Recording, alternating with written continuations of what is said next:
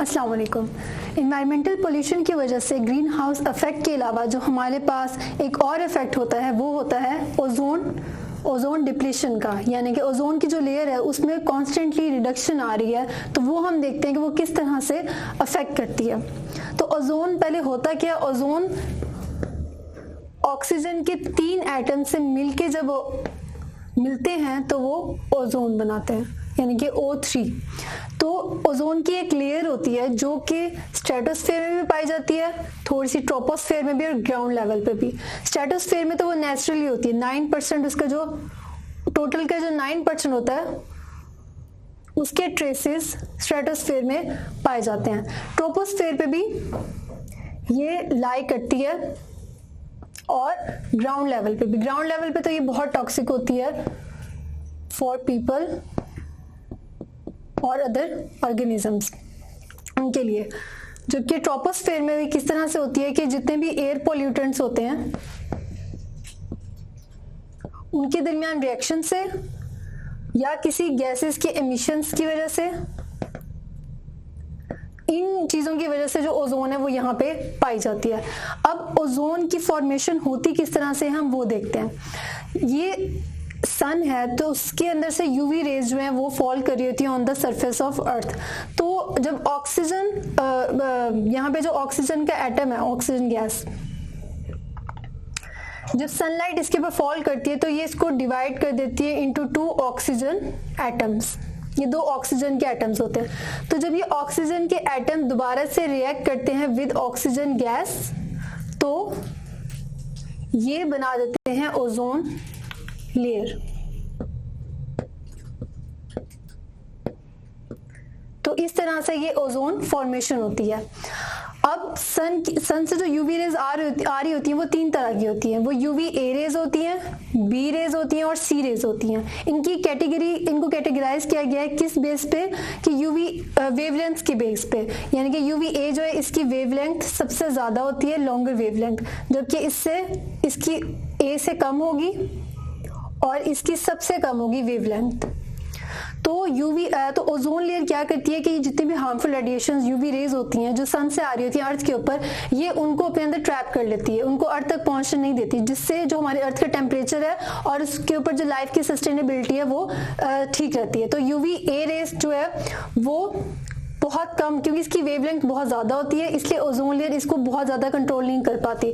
तो ये almost half जो होती है वो क्या ब्लॉक हो जाती है बाय ओजोन लेयर। जबकि जो यूवी बी है ये ऑलमोस्ट सारी नहीं लेकिन ऑलमोस्ट जो है वो ब्लॉक हो जाती है बाय ओजोन लेयर। जबकि जो यूवी सी रेज है ये जितनी भी रेज है ये सारी की सारी ब्लॉक कर देता है ozone layer. UV A rays mostly हमारे पास तक जो रेज आ रही होती है जिनकी ज्यादा तादाद होती है वो यूवी ए रेज होती हैं। और ए और बी कैटेगरी की जो रेज है ये बहुत हार्मफुल होती है, इनसे कैंसर भी हो सकता है, आई डैमेज भी हो सकता है और स्किन प्रॉब्लम्स भी हो सकती हैं। तो ozone layer in harmful radiations को एब्जॉर्ब कर लेता है या फिर ट्रैप कर लेता है अपने अंदर। उसके बाद हम देखते हैं कि डेप्लीशन का जो प्रोसेस होता है वो किस तरह से होता है। डेप्लीशन बेसिकली जो होती है वो क्लोरोफ्लोरोकार्बन्स की वजह से होती है। ये क्लोरोफ्लोरोकार्बन जो ये सनलाइट को ऐसे जो है एब्जॉर्ब नहीं कर पाते, लेकिन सनलाइट जो है वो इनको ब्रेक कर देती है इनटू मॉलिक्यूल्स। तो हम देखते हैं ये किस तरह से डेप्लीशन जो होती है वो होती है। अगर हम क्लोरोफ्लोरोकार्बन को एक ले लें, क्लोरीन मोनोऑक्साइड ले लें, तो क्लोरीन मोनोऑक्साइड जब रिएक्ट करता है विद ऑक्सीजन का एटम तो ये कन्वर्ट हो जाता है क्लोरीन के अंदर प्लस ऑक्सीजन गैस में, यानी कि क्लोरीन जो वो इससे सेपरेट हो जाती है। सनलाइट अगर हम वो देखें तो ये तोड़ के रख देता है इस क्लोरीन मोनोऑक्साइड को। तो फिर ये क्लोरीन अल्टीमेटली अफेक्ट जब करता है ओजोन लेयर पे, क्लोरीन जब रिएक्ट करेगा ओजोन लेयर के ऊपर तो ये दोबारा से क्लोरीन मोनोऑक्साइड बना के ऑक्सीजन के एटम को अलग कर देती है। इस तरह से क्लोरीन मोनोऑक्साइड दोबारा से हमारे पास आ जाता है, यानी कि ओजोन लेयर ब्रेक हो जाती है into chlorine monoxide and oxygen gas. तो इस तरह से ये डिप्लीशन होती रहती है ओजोन की। ये क्लोरीन मोनोऑक्साइड अल्टीमेटली फिर से जाके किसी O एटम से रिएक्ट करेगा और दोबारा से क्लोरीन एमिट करेगा। तो इसे हम क्लोरीन कैटालाइटिक रिएक्शन बोलते हैं, और ये अल्टीमेटली बायस बनती है ओजोन की डिस्ट्रक्शन के।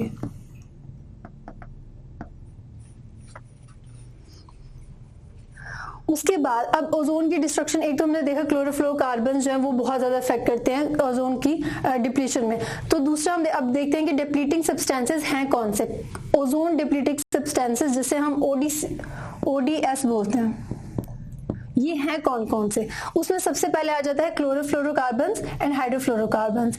ये कहां से हमें मिलते हैं? ये एक रेफ्रिजरेंट्स जो एयर कंडीशनर यूज करते हैं हम वो, और जितने भी हीट पंप सिस्टम्स होते हैं, इन सब की वजह से एमिट होती है क्लोरोफ्लोरोकार्बन्स जो कि ओजोन से रिएक्ट करते हैं, ओजोन को ब्रेक डाउन कर देते हैं। उसके बाद नेक्स्ट है हैलोन्स। ये as a fire suppressing agent के तौर पे यूज होते थे, लेकिन अब ये यूज नहीं होते इतने ज्यादा हैलोन्स। उसके बाद है मिथाइल ब्रोमाइड। मिथाइल ब्रोमाइड एक तो सॉइल की ट्रीटिंग के लिए इस्तेमाल होता था, दूसरा पेस्ट कंट्रोल के लिए इस्तेमाल होता था, और तीसरा फ्यूमिगेशन यानी कि स्मोक या फिर वेपर के जरिए से जो फ्यूम्स प्रोड्यूस होते हैं और उनसे डिसइंफेक्ट करते हैं किसी चीज को, हम तो उसे फ्यूमिगेशन बोलते हैं। तो इन तीनों प्रोसेस की वजह से मिथाइल ब्रोमाइड मिलता था, लेकिन ये दोनों प्रोसेस जो हैं वो अब नहीं होते। उसके अलावा नेक्स्ट डिप्लीटिंग सब्सटेंस है क्लोरीन कार्बन टेट्राक्लोराइड।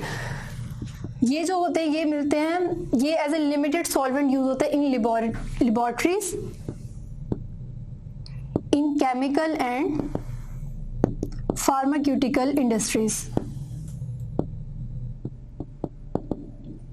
इन तीन जगहों से हमें ये कार्बन टेट्राक्लोराइड मिलता है जो कि रिएक्ट करता है ओजोन से और उसको डिप्लीट करता है।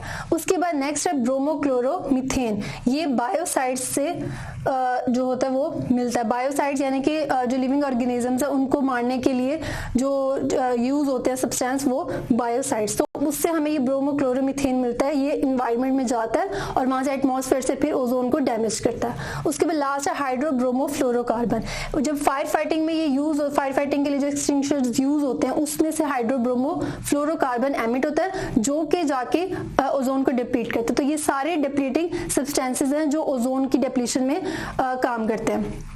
उसके बाद इम्पैक्ट क्या होता है ओजोन डिप्लीशन का हमारे एनवायरनमेंट के ऊपर, कि ह्यूमन इम्यून सिस्टम को ये बहुत ज्यादा अफेक्ट करते हैं, वो उसको बिल्कुल तबाह करके रख देते हैं। इतनी इम्यूनिटी सबसे ज्यादा कमजोर ओजोन डिप्लीशन की वजह से ही होती है।